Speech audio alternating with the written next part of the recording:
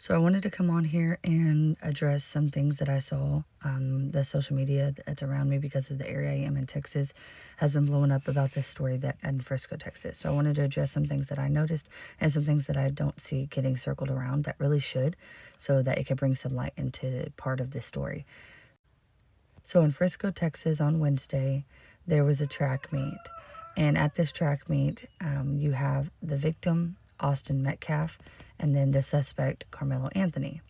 So something about this story is, if you haven't heard already before, Carmelo Anthony was sitting under the tent that was designated for Austin Metcalf's school in this track meet.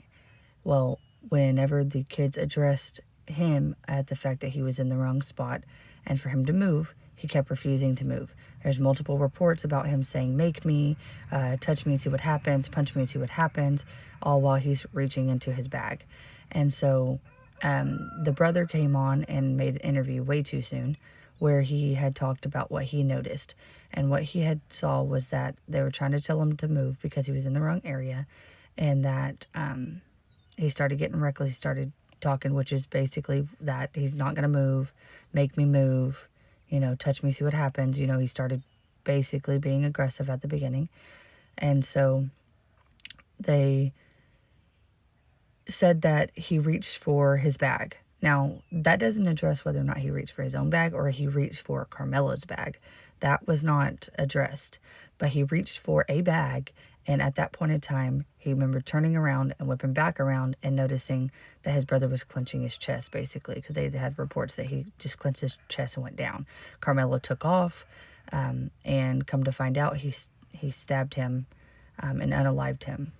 And so his brother, his twin brother, Hunter, went down holding him, trying to save his life, but it wasn't enough. So that right there is condolences, to the family and the brother, who's, going to have all this media talking about this situation and reliving what he lived. So y'all need to be really mindful about what y'all say and do on this app and all these other social medias, because this boy is on here. He just lost his identical twin brother.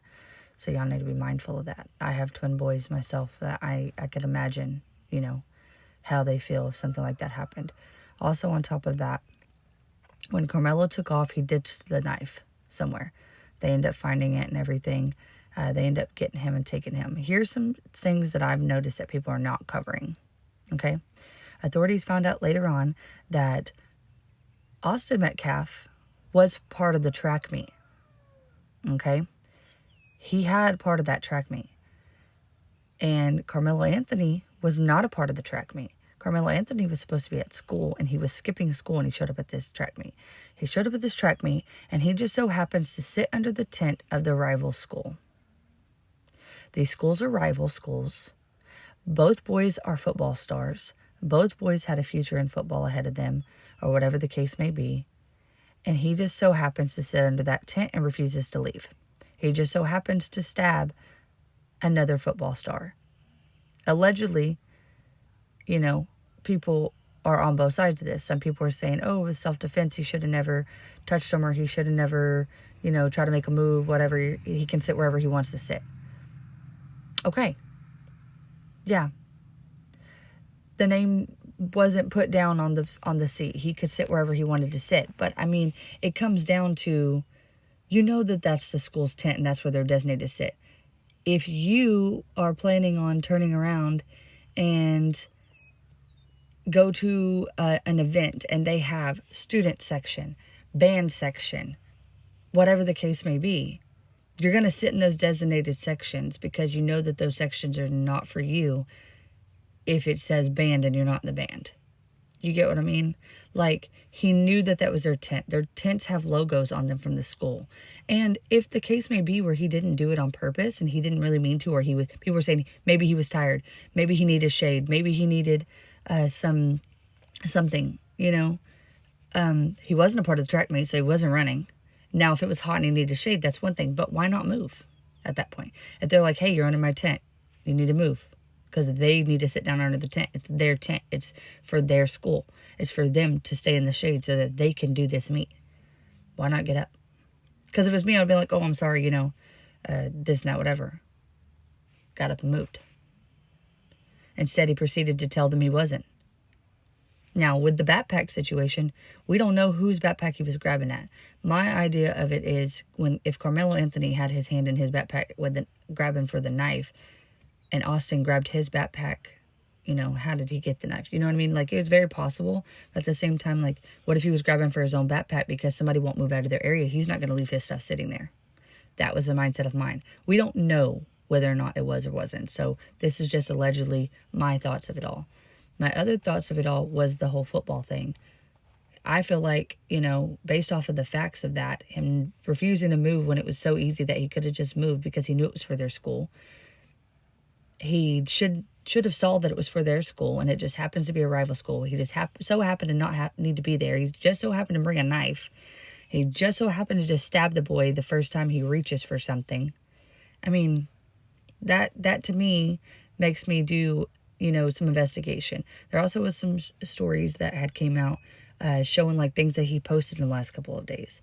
That doesn't make him look very good of someone who would look like they would just defend themselves versus start something. He was posting pictures, flipping off the camera, posting pictures with guns and things like that, which, I mean, they're kids. Post whatever you want. Your credibility doesn't look too great whenever you are posting things like that, and then you turn around and you stab somebody. Another thing that I wanted to address before I get off of here is people are saying, oh, it sounds like he was bullied. It sounds like Austin was a bully. It sounds like this was a bullying thing and he defended himself and blah, blah, blah. They were from different schools, first off. So there was not like a continuous bully and this is someone that bullies him every single day. Secondly, asking or telling, or whether he verbally didn't say it properly or whatever the case may be, I don't see that as bullying. When he was in the wrong area, he was asked to move, he refused to move. So at that point in time, how is that bullying? If you're being bullied, you're not going to want to be in that area. If for whatever reason this was someone he dealt with because they are from rival schools, and maybe Austin wasn't very nice to him whenever they played sports against each other, football, whatever case may be, if you were being bullied, you would not be sitting underneath that tent knowing it was for their school. And the moment you saw them, you would have got up or moved. Most other people had said, why didn't you use your fist? Why did you automatically resort to a knife? Why? I could see starting a fist fight and then realizing if the dude is pummeling you that you have a knife in your bag and you pull it out and use it because at that point in time you're fearing for your life. He wasn't fearing for his life. I don't believe he was fearing for his life because all he had done was telling him to move and may have reached over there and touched him. Did he try to throw him off the bleachers? No, he didn't. Did he try to punch him straight in the face? No, he didn't. So you cannot claim self-defense for killing someone when you have the weapon and they don't. You can't claim self-defense whenever someone isn't even in an active fight with you, like you're not actively fighting each other, and you're having to save your own life because you feel as if your life is in complete danger. Austin didn't have any clue that his life was in danger. That's the difference. Prayers for both families. Both families lost somebody that day because, he's getting put down for first degree unaliving and the other one lost their life. So, prayers for both families, prayers for the brother. No one could really imagine unless you've been in his shoes to understand what he's going through right now.